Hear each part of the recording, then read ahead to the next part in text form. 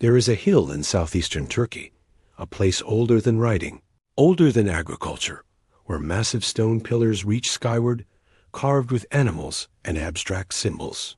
This place is Göbekli Tepe, and its discovery turned our entire understanding of human civilization on its head. Once dismissed, now hailed as possibly the world's first temple, this is not just a dig site. It's a mirror reflecting how smart, spiritual, and socially complex our ancestors may already have been. Today, we dive deep. What makes Göbekli Tepe so special? Why archaeologists are still arguing about its purpose? What myths and even biblical interpretations swirl around it, and the secret buried beneath the stones? Göbekli Tepe sits on a gentle hill near modern Şanlıurfa, Turkey. It was first noted by surveyors in the 1960s, but its true significance didn't emerge until the 1990s, when German archaeologist Klaus Schmidt identified the site's real potential. What he uncovered was nothing short of extraordinary. Dozens of massive T-shaped limestone pillars arranged in circular enclosures, many weighing up to 20 tons. These pillars are decorated with elaborate reliefs of wild animals, snakes, foxes, scorpions, and abstract motifs.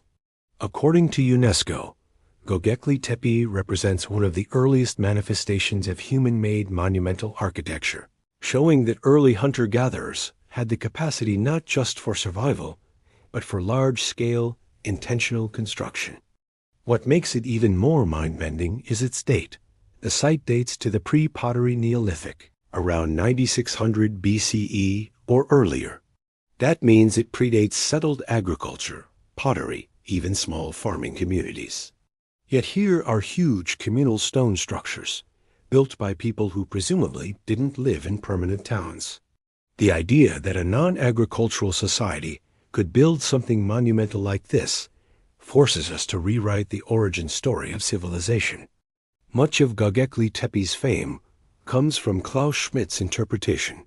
This was a ritual center, perhaps the world's first temple on a hill. He argued that nomadic bands gathered here seasonally, worked together to build, held feasts, and worshipped.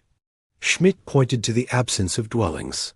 There were no hearths, no trash pits, no signs of permanent settlement. But this interpretation has sparked debate. More recent excavations and geophysical studies show that Göbekli Tepe may not have been purely ritualistic. Evidence of domestic structures, grain processing, and a water supply suggests that there may have been year-round inhabitants. Some archaeologists argue that the site served multiple functions, ritual, social, and practical, rather than being exclusively a sacred sanctuary. Adding to the mystery, the enclosures appear to have been intentionally buried.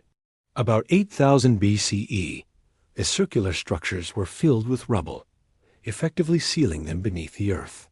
Why?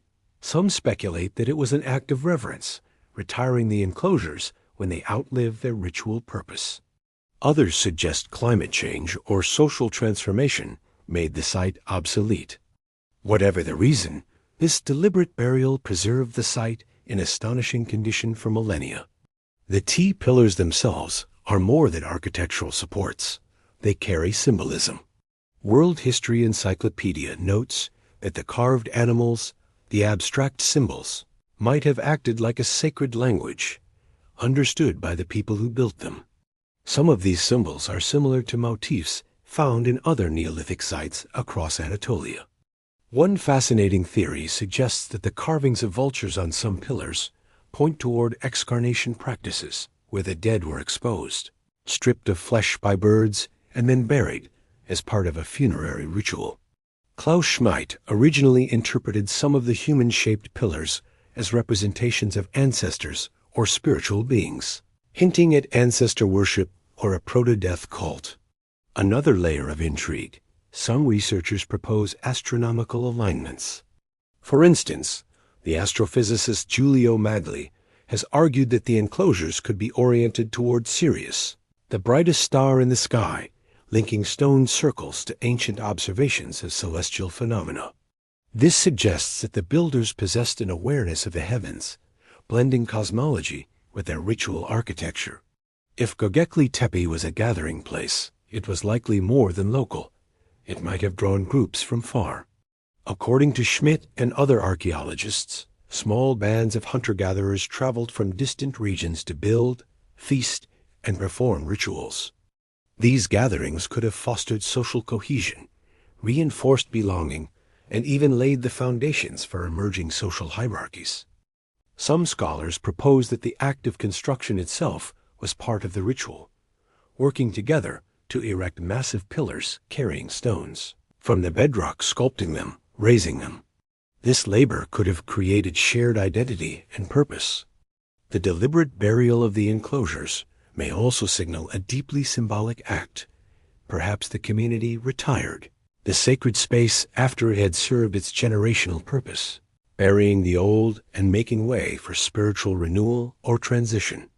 Others warn against singular explanations. With 10 to 20 enclosures known and only a fraction excavated, its full role remains elusive. Although Göbekli Tepe predates any written scripture by millennia, some modern speculation links it to biblical narratives, especially stories of origins, flood, and the early human condition. But direct references are absent, for obvious reasons. Writing comes much later than the construction of Göbekli Tepe. Some Christian or mytho-historical interpretations try to connect Göbekli Tepe to pre-flood narratives in Genesis, imagining it as a sacred mountain or ancient temple that aligns with later religious traditions. These are speculative, not supported by mainstream archaeology. In fact, because the site predates writing, there is no documented scripture or religious text from the builders themselves. Thus, while it's tempting for some to draw parallels with the Bible, such connections remain in the realm of modern storytelling, not ancient fact. Göbekli Tepe doesn't just rewrite where the first temple was. It challenges why early humans built. For decades, historians believed complex society emerged after the invention of farming. But Göbekli Tepe suggests the opposite, that spiritual or ritual needs may have driven humans toward settlement, perhaps even catalyzing agriculture itself. Indeed, the idea that religion might have preceded permanent villages turns long-held paradigms on their head. This site might mark the very moment when humans organized for symbolic purpose, not just survival. If massive cooperation was required to build the stone enclosures, then social complexity, planning, and communal identity, not just subsistence, were part of the equation. In that light, Göbekli Tepe could be the missing link in understanding how prehistoric society evolved. Even today, most of Göbekli Tepe lies unexcavated. Archaeologists estimate only a small fraction of its enclosures have been uncovered. What lies beneath could radically change what we know. Some enclosures were reused, rebuilt, and then backfilled on purpose, an act of preservation or ritual retirement. Artifacts like human bone fragments were found behind pillars, hinting at complex mortuary practices. A deliberate burial preserved the site for millennia, but it also hid its full story.